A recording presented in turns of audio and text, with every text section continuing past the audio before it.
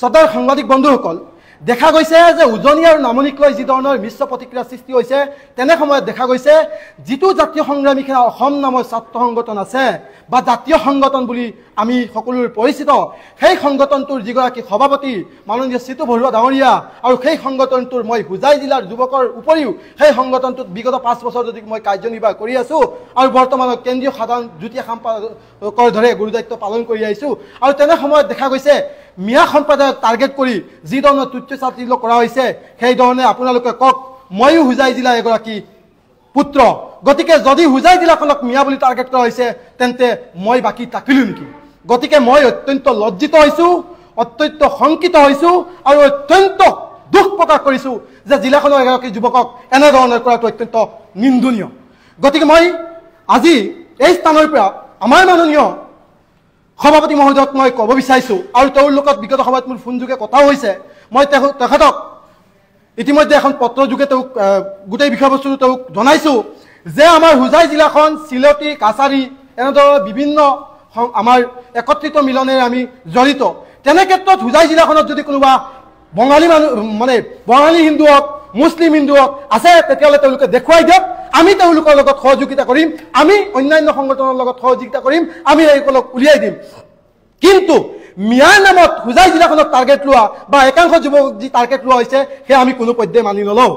আমি সংগঠনৰ মজিয়াৰ পৰা মই চিতু বৰুৱা ডাঙৰীয়াক পুনৰবাৰ কৈছোঁ, হোজাই জিলাত যি মস্তিষ্ক পৰিৱেশৰ সৃষ্টি হৈছে, লগতে নোৱাগাঁও, মৰিগাঁও, হোজাই এনেধৰণৰ সংখ্যালঘু যিসমূহ অঞ্চল আছে, সেইসমূহৰ আচলতে এক ধৰণৰ টাৰ্গেট কৰি আপুনি যি মন্তব্য দিছে, সেই মন্তব্য আপুনি উঠাই লওক আৰু আপুনি পুনৰ বিবেচনাৰে আপুনি সেই বিষয়টো আপুনি হস্তক্ষেপলৈ যাওক।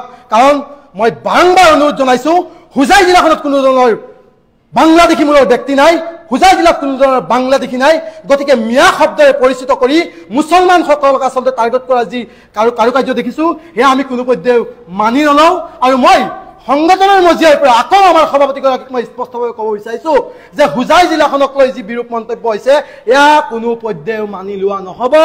প্ৰয়োজন সাপেক্ষে সংগঠনৰ মজিয়াৰ পৰা সংগঠন ত্যাগ কৰিবলৈ বাধ্য হ'ম, কিন্তু নিজৰ জিলাখনৰ যুৱকসকলক কোনোবাই বাবুকিৰে মিয়া শব্দৰে অপপ্ৰয়োগ কৰি তুচ্ছতাচ্ছিল্য কৰিব, মাৰধৰ কৰিব বুলি ক'ব, আৰু সেই কথা মই মানি ল'বলৈ কোনো প্ৰত্যাখ্যানবোধ নকৰোঁ। প্ৰয়োজন সাপেক্ষে সংগঠন ত্যাগ কৰিম, কিন্তু জাতি আৰু জিলাৰ প্ৰতিজন ব্যক্তিৰ ওচৰত মই দায়বদ্ধ, সংগ্ৰামী সতীৰ্থসকলৰ ওচৰত দায়বদ্ধ।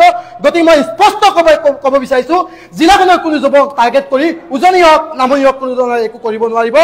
যদি তেওঁলোক প্ৰকৃত বংগবলীয় বুলি তেওঁলোকে বিবেচনা কৰিছে বা বাংলাদেশী বুলি কৈছে, তেওঁলোকে চিনাক্ত কৰক, প্ৰয়োজন সাপেক্ষে প্ৰশাসনৰ ইনভেষ্টিগেশ্যন কৰক, কিন্তু তেওঁলোকে দাবী ধমকি দিব নোৱাৰিব। সেয়া মোৰ স্পষ্ট কথা। মই সংগঠনৰ পুনৰবাৰ কৈছোঁ, সংগঠনৰ মজিয়াৰ পৰাও কৈছোঁ যে এনেধৰণৰ কামটো আমি কোনো পধ্যে মানি নলওঁ। এনেধৰণৰ মিয়াক তুচ্ছতাচ্ছিল্য কৰি যি মন্তব্য, সেয়া আমি কোনো ইয়াক মিয়াক টাৰ্গেট কৰা হৈছেনে, অসমৰ মুছলমানক টাৰ্গেট কৰা হৈছে, না বিশেষ জিলাকেইখনক টাৰ্গেট কৰা হৈছে? মই পুনৰবাৰ হোজাই জিলাখনৰ প্ৰতিগৰাকী মোৰ শুভাকাংক্ষী, প্ৰতিগৰাকী সংগ্ৰামী সতীৰ্থ, প্ৰতিগৰাকী সমাজ ব্যক্তি, সচেতন ব্যক্তিক মই মোৰ ফালৰ পৰা স্পষ্টকৈ ক'ব বিচাৰিছোঁ, মই সদায় হোজাই জিলাবাসীৰ লগত আছোঁ, মই হোজাই জিলাবাসীৰ আৱেগৰ লগত আছোঁ, মই হোজাই জিলাবাসীৰ ন্যায়ৰ পক্ষত আছোঁ। হোজাই জিলাক লৈ কোনোবাই তুচ্ছতাচ্ছিল্য কৰিব আৰু মই মনে মনে বহি থাকিম, সেয়া মই কোনো পধ্যেও নকৰোঁ। শুই থকা শিয়ালৰ নিচিনা মই কেতিয়াও বহি নাথাকোঁ। মই লাগিলে এবাৰ নহয় 100 বাৰ দৌৰি হ'লে, সাগৰ পাৰ কৰি হ'লেও নিজৰ জাতি আৰু জিলাখনৰ বাবে মাত মাতি যাম, সেয়া স্পষ্ট। গতিকে হোজাই জিলাবাসীয়ে বহু সময়ৰ পৰা আচলতে তেওঁলোকে বাট চাই আছিলে যে হুমায়ুন কবিৰৰ প্ৰতিক্ৰিয়া কি হ'ব, হুমায়ুন কবিৰে কি ক'ব। গতিকে স্পষ্টভাৱে ক'লোঁ যে হোজাই জিলাবাসীৰ লগত মই আছোঁ, থাকিম। যদি তেওঁলোকে অনাগত 24 ঘণ্টাৰ ভিতৰত বিষয়টো লৈ তেওঁলোকে যদি কোনো স্পষ্টীকৰণ নিদিয়ে, পৰৱৰ্তী সময়ত জিলাবাসীৰ সন্মুখত নিজৰ দায়বদ্ধতা স্বীকাৰ কৰি সেই সংগঠন ত্যাগ কৰিবলৈ কুণ্ঠাবোধ নকৰিম, সেই কথা স্পষ্টভাৱে ক'লোঁ।